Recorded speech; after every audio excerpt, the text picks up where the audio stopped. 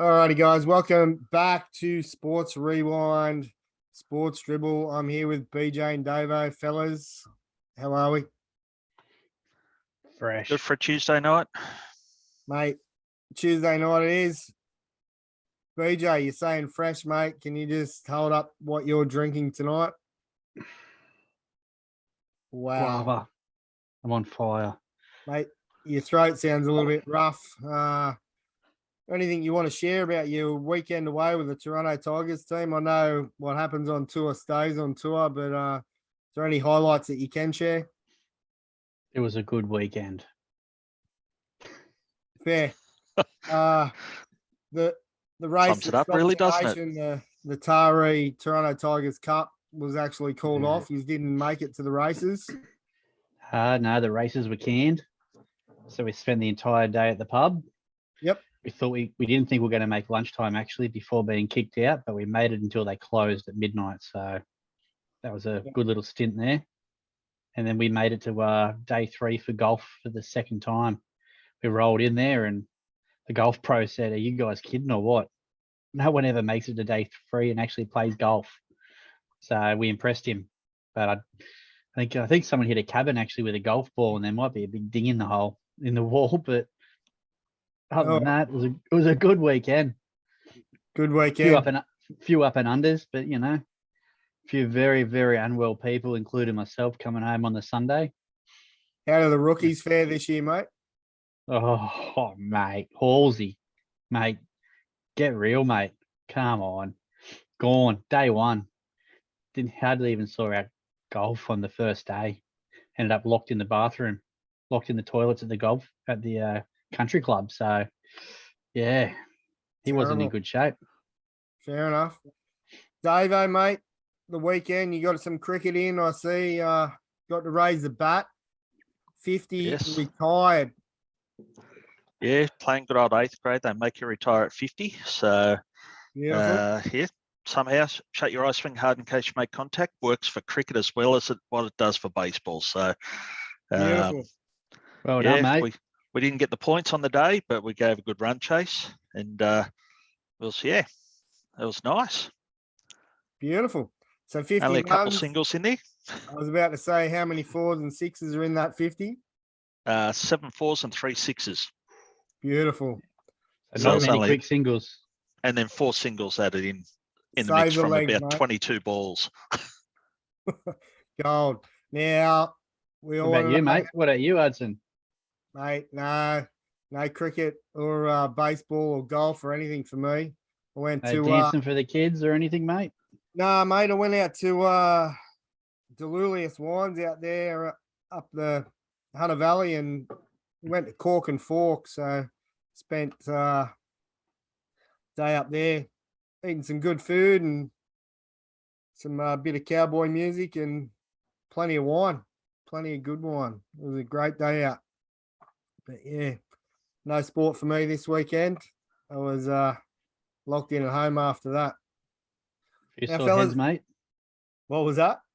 Few sore heads after the day on the wine, I'd say. Mate, I was pretty good. There was someone else in our household that wasn't so fresh. And it wasn't the wife. She was pretty good. She got a few selfies with the other victim there, but it was a pretty good day, that's for sure.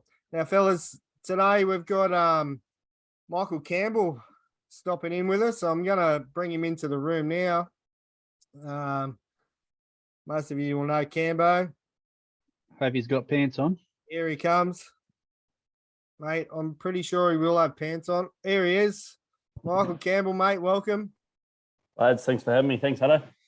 Hey, Randall was just asking if you had pants on by any. No, I don't. Yeah, fair enough. Expect nothing less, mate. No pants. Let it breathe at this time of night. Campbell's here tonight. He's we're gonna talk a little bit about what's going on with Campbell for the season, but also he's gonna chime in later on with his banter and info on the postseason. Now let's just have a look what sort of hat he's got on and shirt. Mate, they're having a bit of a rest at the moment. Uh, Yeah, that's wasn't baseball. so fresh. Postseason does funny things to you. It sure does. All right, mate, what's happening for you this year? You're down with Canberra Cavalry this year. Excited for the season, mate? Yeah, mate. Yeah, just a new start, kind of just a refresher and start again. So, just been approached by Canberra to have a go with them guys down there this season, and really excited for it. Actually, it's just exciting to hopefully represent a new club at a high caliber and to really have a good push for an ABL championship. Because you're getting a pretty solid roster down there now, aren't you? So you've got to be pretty happy about that. Well, that was one thing that I get along with Wardy pretty well, who's the manager down there at Canberra. And one thing that I kind of got a feel for from discussions with him prior to signing was, this is a bit of a slog for an everyday guy like myself that's still got to work a 40, 50 hour week during the summer, manage home time as well. So it's you want to make sure you're doing it and you're competing. And one thing that I got from Wardy in discussions was one, that I was going to get a good amount of playing time and be a real part of that clubhouse and that roster. And the second thing I got from it was the caliber of guys they were bringing in around the Australian local guys. It really solidified as a real good championship caliber kind of roster. So it was kind of a no-brainer for me. Do you any indication yet on what position you're going to be playing, mate? No, like obviously, I think I've played 5 or 6 years with the COVID seasons these days in the ABL and played a bit of everywhere in that outfield. And I'm obviously very comfortable at centre field, but at the same time happy to slot wherever needed. I think they're bringing in a few imports that have certain key positions they need to work on for their own affiliates back home, and for their summers back when they get back over the States. So comfortable at centre field, but I'll be happy to play in any of those 3 slots out there just to make sure that we put together a good roster out there to be nice and tight in defence. So not on the bump then, mate. Not on the bump, because just looking at some of your stats here, mate. Debuting, like you said, back in 2016 as a 30-year-old rookie. Correct. Is that a record for the oldest rookie in the ABL? No, I think one of our old mates, Davey Rossa, might have that. Oh, really? Pretty easily, yeah. Okay. I didn't Old see that Patriots you did pitch one inning there, mate, with an ERA of 27. Yeah, you're welcome, tough day, boys. was it? Or?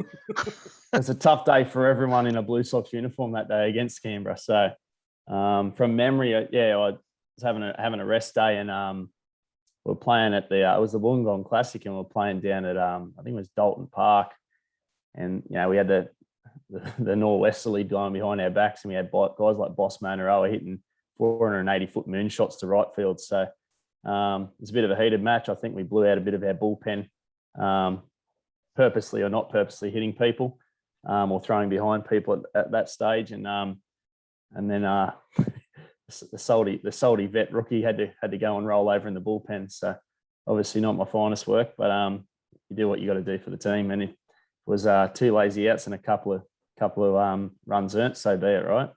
That's it, mate. You do what you got to do. How's the culture down there, mate, at Canberra? I know you said Wardy's a pretty good bloke and always had a good culture with whatever team I've been involved with Wardy. And how are you finding it down there with the boys? Yeah, so obviously working around some real good core Aussie guys in Robbie and Kyle Perkins and guys like Boss Manaroa from up Newey as well.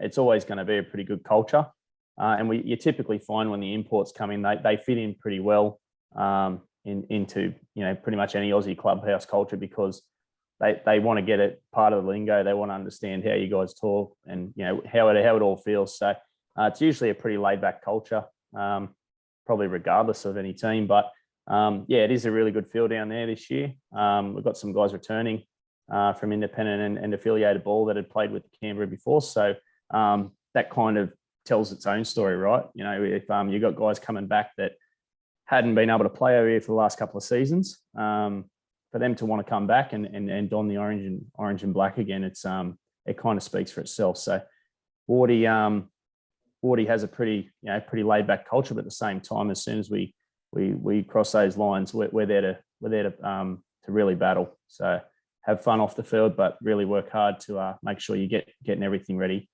for game time. That's the best way to be, isn't it? Correct. Sort of as soon as you cross that line, you're in there. So it's going to feel a bit weird coming back up to Blue Sox Stadium, going to the away dugout. So be looking forward to that first game back there, wouldn't you? Yeah, I was actually mulling over the schedule the other day, Davo, and actually we've got the first series down in Canberra against Sydney. So at least that kind of gets rid of that factor straight away. At least it's a home series for me down there. But our last series will be Blacktown, so it'll be a home series for me. But just be in a different dugout, so to speak. So hopefully not too many boos and not too many people having a go at me.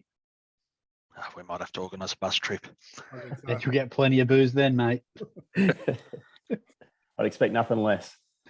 What about your local ball, mate? You're playing this year in the Sydney Major League for Cronulla, I believe, is it? Yeah, correct, mate. Yeah, so obviously living on the Central Coast, we weren't able to get the Central Coast Marlins back up and running this year. Participation numbers were just hard to get, and it's a lot of commitment with guys getting back into summer baseball. Playing second season with Cronulla, hoping to get some real good hit outs. So then we've got some good young guys from the Illawarra and Cronulla areas that are really bolstering that club. And I'm just to be one of the, I'm around to be one of those older veteran guys to kind of help give some young fellas some experience and just some wisdom, I guess. Coming into first grade level, there's a lot of young fellas down there that haven't had a lot of first grade or grade time coming out of 18s. So when choosing to go to a club, I wanted to make sure I was going to one that probably wasn't one of the strongest, but wanted to make sure that I was helping out a good young group of guys, and played a couple of winners ago during when Newcastle and the Central Coast comps got kicked out due to COVID. I actually travelled a couple of hours every Saturday in a winter to play in the Wollongong League with guys like Howie and Trent D'Antonio and Dina for the Wollongong Cardinals. So I got to meet a lot of young kids in that league. And now I play next to those kids in Cronulla jersey. So it's good to give back to some of those kids that you played against and played with. And they kind of look up to you a bit because you're one of the old guys now. So I just want to kind of impart a bit of that wisdom back into those guys. For sure. What about the your Toronto Tigers season, mate? What is that? Was that 4 in a row you guys won? Yeah, four with a couple of cancelled seasons, so that's 4. It was a good season. It was good. It's good for us boys to all get back together. It was a really successful season for the club, which is what we've been working towards for a number of years, as you'd know, Huddo, and especially Beach. And it was good to see the fruits of our labour, not only in the top grade, but going through the clubs. So the ultimate goal is to be we obviously want to be club champions. That's my thought of an ultimate goal as if we're going to run a club and be successful. That's kind of the pinnacle. It's always good to win minors and major premierships, but I think the club championship really shows a testament to the people in the background as well as the guys on the field. So successful season with the lads.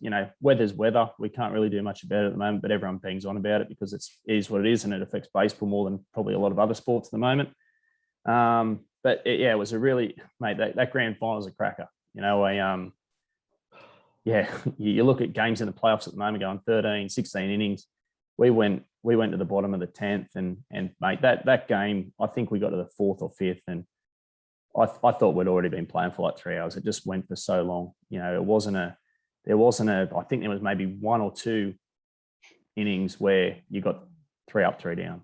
And that was both us and Belmont, right? So the Belmont guys really showed up, and it was you don't want blowouts in those type of games. You got Belmont in front of their home crowd, in front of the rest of Newcastle, and you really want to give it to them. But at the same time, that was a battle for the ages, and it was a credit to both teams to really stick it out. I think it was a 5-0 ball game in the 3rd or 4th. They came back and put a 5 or 6 spot on us in one dig, so really kind of gave us a bit of the shakes. And true testament to both teams' defense and pitching. for the next 5 innings just to shut it down. Like, I can't talk enough about young Ryan Hudson and what he did for the Tigers and how he got us out of a lot of jams. And and same credit to the Belmont guys. Like they did the same thing on the other side on the diamond. So just needed that spark, and we're just lucky enough to get it to go our way at the end. For sure. Hey, let's take us into the bottom of the 10th while we're talking about it. Mako up, he's out. Boss is up, 2 out. Bottom of the 10th, Campbell comes on. Mate, you hit a triple. As you're sliding into third, I thought you dislocated your shoulder for sure, but it was actually your thumb that, is sliding in. Who's up next? Big Kurt Eaton. Take us through the next couple of pitches in your head. What's going on there? Well, after the triple, young Bull feeding, he'd done nothing all day, so he's due to do something. But and knowing Kurt and how he stood up over the last few years as a baseballer, be on the bump as a pitcher or in those little moments as a hitter, he can literally do nothing for 4 weeks. You guarantee he'll come through in those moments. So I just in my own mind, I was like, well, I'm just glad I got in scoring position because I'll score either way. But I just, it was great to see Buff get his fruits for that because he had a pretty good season and we work real hard together in the background to fine tune some things. And he put a good swing on one that happened to find a gap, which was awesome. So I think he only had a 2 or 3 pitch at bat, but it felt like it went for about 3 minutes. So I was standing there, I couldn't really feel my left arm, but I think Happy said something like, you're good. And I said, Happy, I don't need to run with my arm, mate. So it's all good, mate. So, but yeah, mate, it was just unreal, touching home plate and turning around and all the boys are swamping Curdy going around first base. Like, it was an awesome feeling. Absolutely. You boys got anything else for Cambo? In saying that, Campbell, I think you have to take it back to the top of the 10th too, mate. Like, not only coming up clutch with a triple in the bottom, and then Buff clutching up as well, but the double play, in the top of the 10th from yourself, the 1 out and runner on first with bloke that's pretty quick, and you read that ball pretty good, come in, made a good catch, and made a average throw to first base. But doubled him off at first base to get us out of that inning when, Rhino had been struggling. That was, same again, not just with your hitting, but, with your fielding, as always. It's just I think it's pretty good to watch, eh?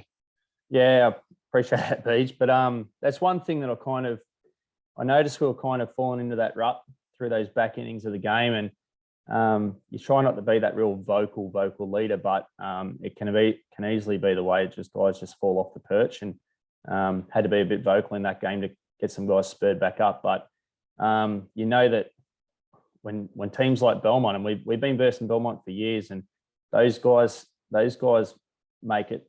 That's why they've been so successful, right? They do those little things right. They make sure they get it right when it matters, and that was what you kind of just, well, for me as myself, that's what I pride myself on defense. And I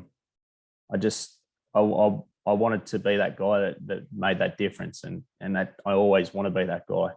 And sometimes, probably in a situation like that, a ball, you probably play a safe route and let that ball fall in so that, the guy doesn't go from first to third with 1 out. But I was confident in my own read, and I was just lucky enough that he didn't get the right read as a runner, and I got to double him off.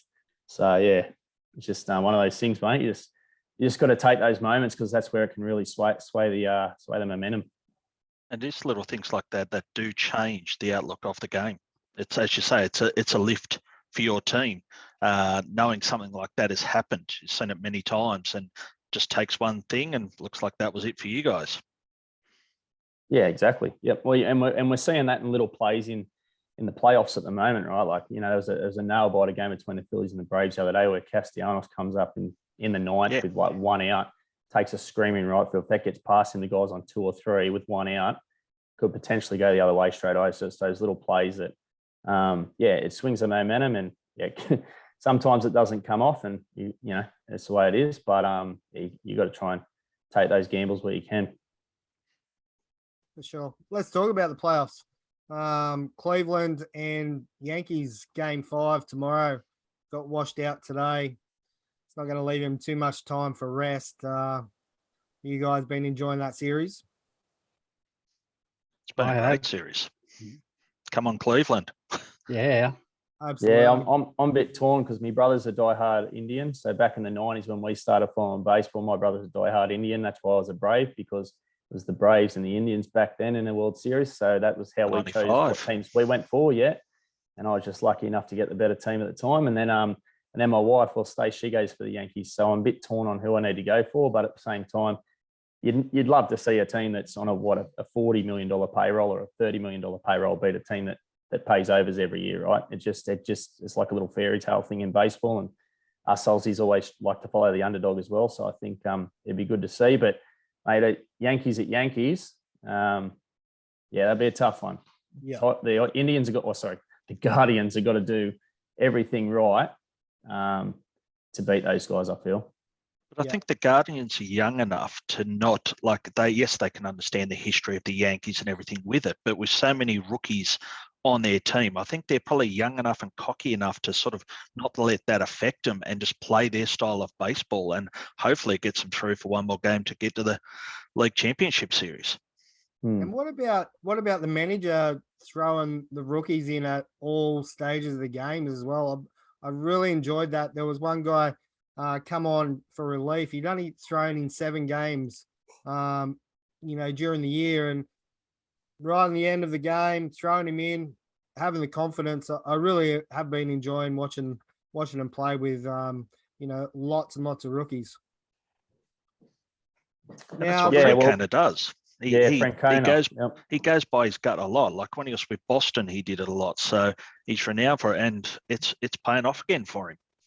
Yeah. Well, we're starting to see a bit of that in the playoffs as well. Like you look at Dusty Baker, another old guy, another manager. You know, each club really has their analytics at the moment, but that's that kind of gun from the hip every now and then that kind of helps them. So, Dusty's doing the same thing with some guys out of his bullpen, and it's actually paid real good dividends. And, obviously what they did to the Mariners was pretty phenomenal. So they're a good team anyway, but absolutely. I think guys like Francona and Dusty, that's why they're probably the top echelon and still around to this day, while analytics are so rife in baseball. Yeah. And the two big guns probably haven't done anything for Cleveland and also the Yankees. Like, what's Judge? 1 for 9 or 1 for 8 or something stupid with he's hit a bomb and had 42 strikeouts. And Jose Ramirez, he's done nothing either. Like he's got about 30,000 little bleeders, but he hasn't hit a ball hard yet. Like surely he's due. They both are. Sure. So I think there's a lot of pressure on him. The winner of tomorrow's game will play the Houston Astros. Houston's going to have a little bit of time off, which so far in this series hasn't suited everybody. The Dodgers and the Braves are out. Dodgers, what do they win? Like 107 games or 110 games or something? 111, I think. 111 games, and they're gone. I don't know whether it's that big a rest where they've, had the rest, or it's, just the way it goes. I think it's the way it goes. Yeah. Houston will probably enjoy the rest. Like they've got a few veterans, especially like Verlander and some of the other stars, Morton. Bit of rest will do them good. And an older roster as well. So Alvarez, Bregman, Altuve. So they've been there, done that. They'll be prepared and ready to go. Yeah. They also coming off that 18 innings game. It was 18 innings, wasn't it? Yeah. 1-0 game. That was absolutely sensational. I watched, I think, till about the 12th or the 13th. I went out and come back home and caught the end of it. It was huge. You blokes see pretty cool. Much of that? Yeah, saw a majority of it actually. Not that my boss would like to hear that, but I was working from home that day and saw a fair chunk of it. So it's good that you could have it on in the background and turn away for half an hour, do what you got to do with work, and come back and it's still going. So it was phenomenal. And there was a play by that rookie from the Mariners in centre field, Julio Rodriguez, and he catches that ball in the gap on Gurriel. I thought, man, that's exactly what they needed. That was a game changer right there. And he runs on 1 and 2 with 1 out. He makes an absolute screamer, and it stopped that inning for him. They got the next out, and next thing you know, it didn't happen for him, obviously. But I thought that was the type of play you wanted to see it go to them. And they played their hearts out, Mariners. They just ran into a team that's pretty deep, 1 through to about 17, and they just couldn't keep up with them. Absolutely. Now, what have we got? We got Phillies and Padres coming up. The Phillies have been hot. I've really enjoyed watching the Phillies. Harper's on fire. I think he's hitting like 500 or something, isn't he? It's something crazy. Rushing. Hitting bombs, and he had a thumb injury during the year, didn't he? Was that thumb? So he Elbow. Elbow, was it? DH'd most of the year. Yeah. Yeah, so it's good to see him coming good. What do you guys make of the Phillies and Padres? I like the Phillies. I think they've come hot at the right time. I think they're, other than the Braves, and I think it was the Braves and the Dodgers, they were the 3rd hottest team in the league since the All-Star break. And that tells you something when they finish 14 games back from the Mets and the Braves in that division. They fixed up their defensive alignment. They were having a lot of defensive issues. They've got a couple of starters like in Wheeler and Nola that'll hold them down, and that'll serve them good through a 5-game series.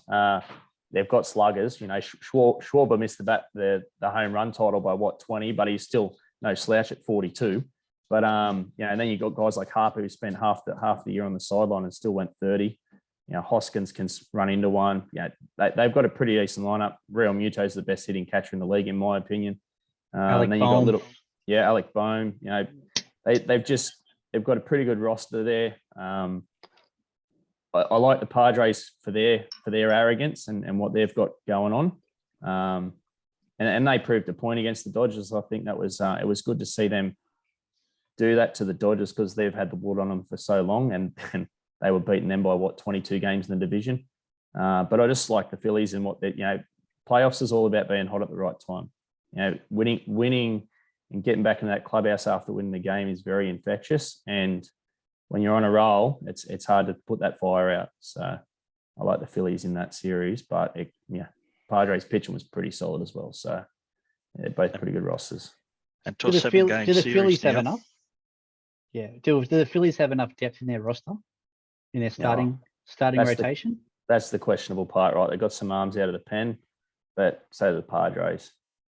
I just want the Phillies personally to win because they knocked my guys out, right?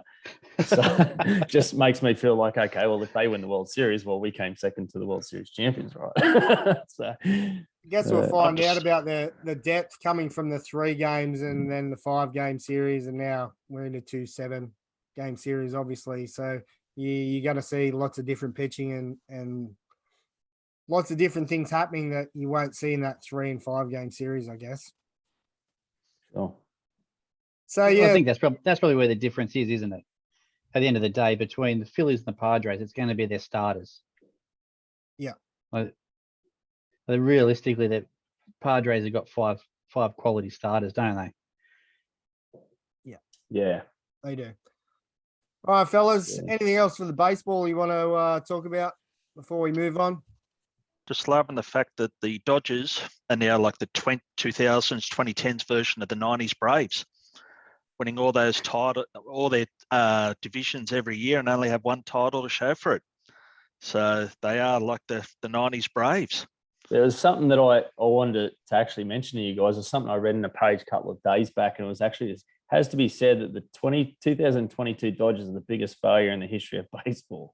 111 wins with the best run differential since 1939, with the biggest wins differential in playoff matchup 22 games since 1906. They had a 1-0 series lead followed by 3 straight losses and didn't even make the NLCS.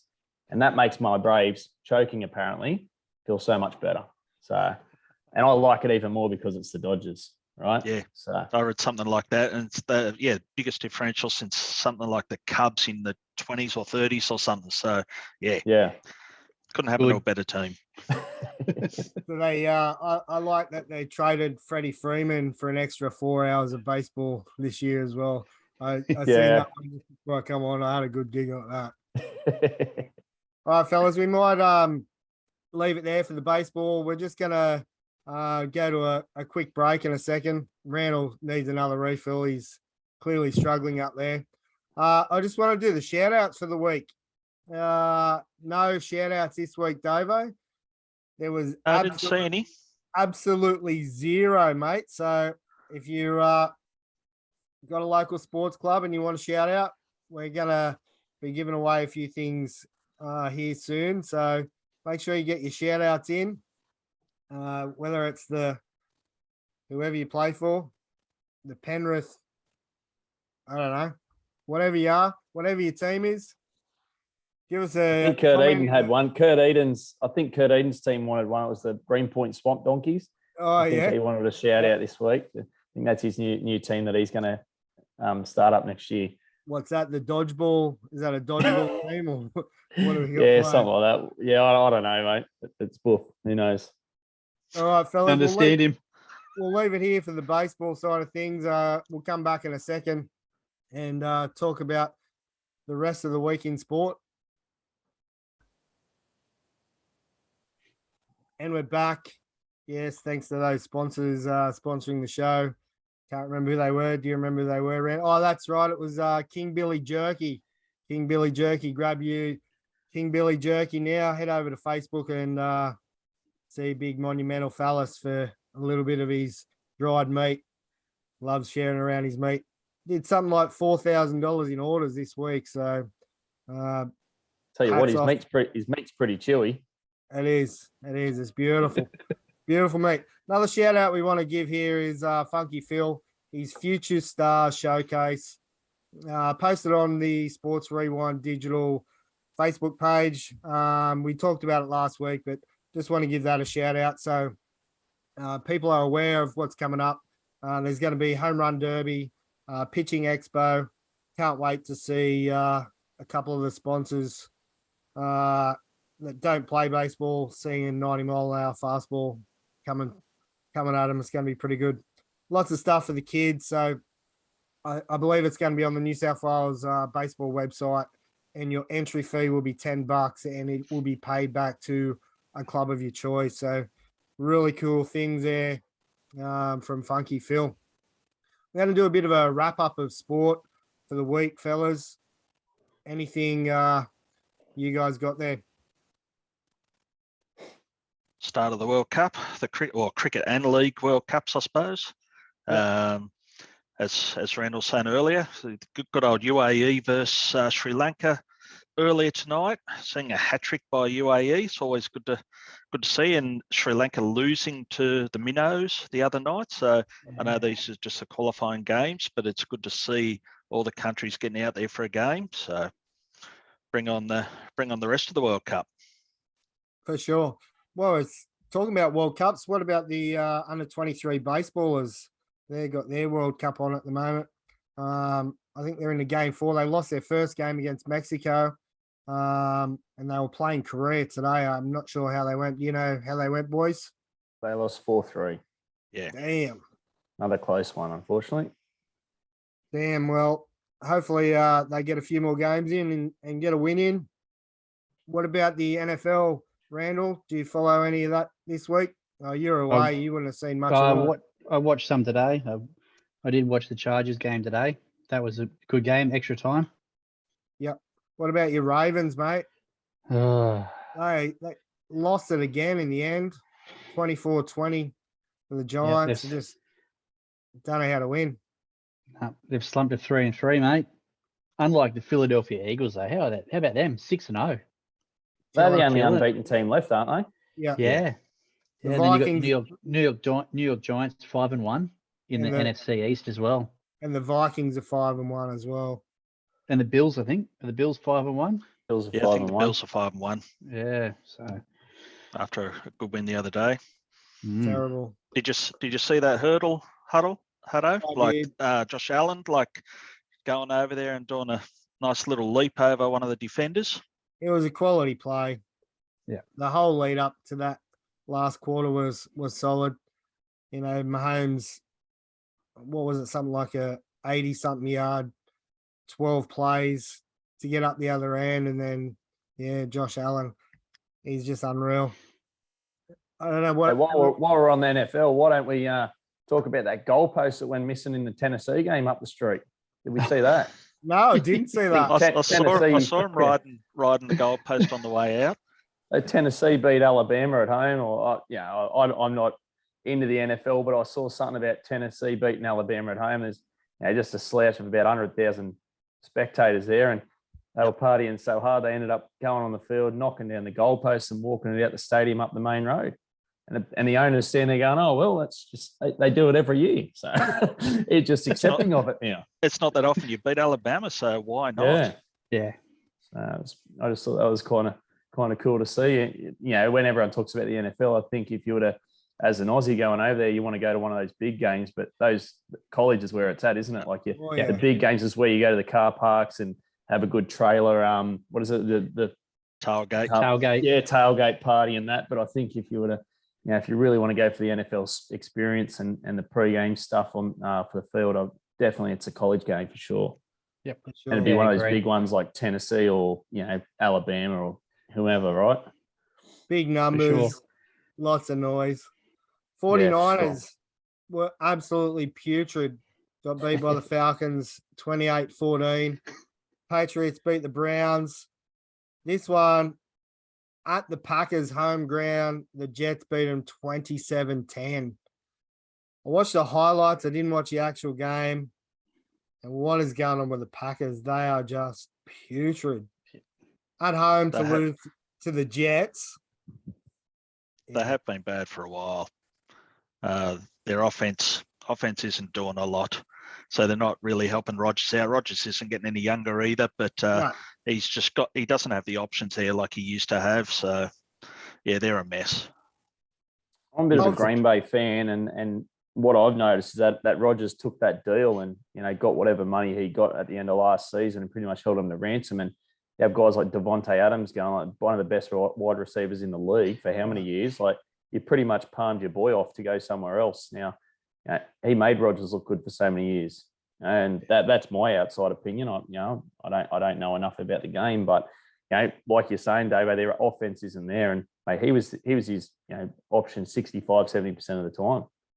Yeah, so when you take someone like that out, you nailed it by Rodgers taking the money that could have been spent on all the other guys. That's the main problem. Yeah, that's the same with the Chiefs with Tyreek Hill and Mahomes. Mahomes went to Tyreek Hill so much of the time, and then when he didn't go to Tyreek Hill, he went to Kelsey, and now he just has Kelsey, and he's trying to find that new guy to replace Hill. That Edwards-Helaire is going all right, but he's no Tyreek Hill, that's for sure. Vikings beat the Dolphins 24-16, so they're 5-1. The Bengals beat the Saints 30-26. Yeah, the Giants have beat the Ravens. The Steelers beat the Buccaneers. Oh, Tom Brady, mate, you should have went a few years back, mate. He wasn't happy with his offensive line. You see the video doing the rounds of him blasting the offensive line on the sidelines here? Yeah. Anyway, the Rams 24-10. That was a solid game. It was tied early, 13-all for a lot of the game. 19-9 Seahawks over Cardinals. The Eagles beat the Cowboys.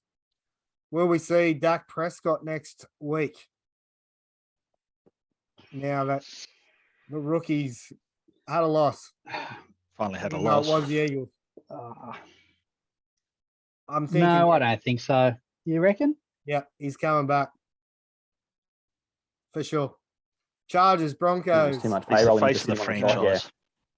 He is the face of the franchise, and they want to know what he's doing. He's not doing anything. That's for sure. NFL's been good. What else has been going on in the Rugby League? Rugby League World Cup kicked off Sunday. So that England absolutely pumped Samoa. I think after a few people come out, like, the almighty Gus Gould come out and said there is no way England can beat Samoa, and England put 60 on them. So that was good to see, especially with all those Penrith Panthers players and, all those Origin players too that have all gone over there and decided they're going to play with Samoa and Tonga and these sort of countries. Australia did a job on Fiji, probably expected. New Zealand looked all right again. They did over Lebanon. Other than that, everything sort of went as expected, I think.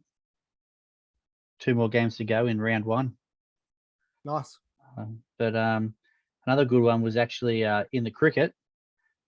As Davo brought up, Sri Lanka got beat by one of the other minnows in the first game. The West Indies got beat by Scotland as well. Yeah. In that one. So, they've got to pick up their game, or they're not going to get into the round play against the other countries. So, interesting to see what happens there. Such a shame for West Indies after the powerhouse they were. Like they were my favourite team growing up. Like going to the SCG, watching Viv Richards, Joel Garner, sort of Clive Lloyd, Gus Logie, all those guys, Malcolm Marshall, and to see the state of the game over there, it's just a shame. But kids have just got too many options now. They're all playing basketball, doing other things, and I think the administration let them down a lot. So hopefully they can come back. But yeah, to lose to Scotland, that's not good. Not at all. Pat Cummings got the captaincy, but then come out and said that he may not play all the one days this year, and it looks like one of the other boys may get it. Now Warner's apparently they're throwing Warner's hat in the ring. What do you guys make of that? That's what you got a vice captain for. Yep. He's going to be there if the captain's unavailable or if the captain's off the field. So. And is Warner the vice captain at the moment, Rand? Don't know, mate. I don't think so. Not sure if it's him or Carey. I don't think. Yeah, I thought it was Carey, but typically, that's the reason why a vice captain's picked, right? He's off the field if he's injured or whatever. It's next in line. Yep. Him and Smith 100%. Have served their time, so I don't see why they can't be part of the leadership group. They're out there. They're the experienced players. They've done their time. If it's going to help the team win, you want it the strongest side out there and the best brains running it. So, sorry. Yeah, because if they were a bad clubhouse presence or a bad egg in that brew, you wouldn't even bring them back into the squad, right? Yeah. They've served their time. They've proven their worth to the squad, whether it's in the one-day format, T20 or test in their own respects, and they're quality players, Absolutely. Now, Netball Australia, I know you're right into your netball, fellas. The Netball Australia just received a $15 million lifeline from old Gina Reinhardt. Why can't old Gina pump you a little bit of cash into the ABL? That's what I want to know. I'm going to write her an email in the morning.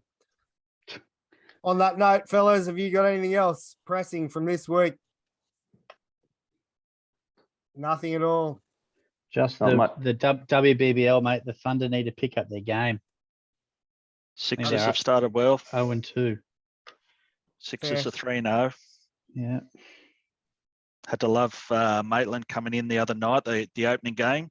Sixers needed 5 off 2 balls. So she's come out 2 balls to go, fresh batter. Okay, I'm just going to dance down the wicket, hit a 6 first ball, game over. Thanks for coming. I love it. Beautiful. Ice in the veins. Yes. Actually, did anyone see the clip the other night with the Netherlands versus the UAE? The UAE have got his young bowler. He's 16 years old, so he's the youngest participant in the World Cup. He got out, and as he was walking off the field, he went to jump over the rope around the field, got caught up in it, went arse up as he was walking off the field. So not only did he get out.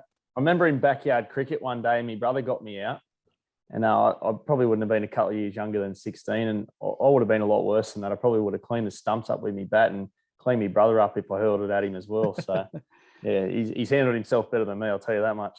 Yeah, he walking off the field, tried to jump over the rope and got caught up on, a 3-inch bit of rope. Come a gutser. All right, mate. The old Dirk Wellham. I remember Dirk Wellham, a player for New South Wales, Australia, and Tasmania. He got out one day, so he's walking off. He's got the shits, and there's the gate lady. She's opened the gate. He's gone to smash the fence, missed the fence, and cleaned her up. So that's often done the highlight reel. So I'll tell you what, if that happened, social media would be a blast for a couple of weeks these days, wouldn't it? Eh? Oh, definitely. Probably a Holy $50,000 fine these days. Yeah. Never 3 play game again. suspension or something. Yeah. Oh, Campbell, man. well, who you got this week, mate, in baseball? This week we've got the MacArthur Orioles, actually. So we've got them. We're meant to be down at Gilchrist. I think that ground's already been washed out, so I think we're relocating that. But yeah, they're always a tough opponent. So yeah, it's going to be good, and just good to get some at bats against some quality pitching. They're under a new coach this year, old Mitch Little. Yep. Should be, yeah, you're right. Good pitching. Should be a good battle. Yeah, some salty vets in their system as well that have been around. You know, the Hislop boys, Wiggy, Fogs, few of the old rusties. So they're always handy. They always have some good young kids around them as well. So it'll be interesting to see how Mitch handles them all. And yeah, looking forward to the competition. For sure. All right, fellas, I'm going to leave you there. Thanks for another week, and we'll see you all next week. Peace. Thanks, Cambo. Cheers, Yeah, lads. Thanks for having me.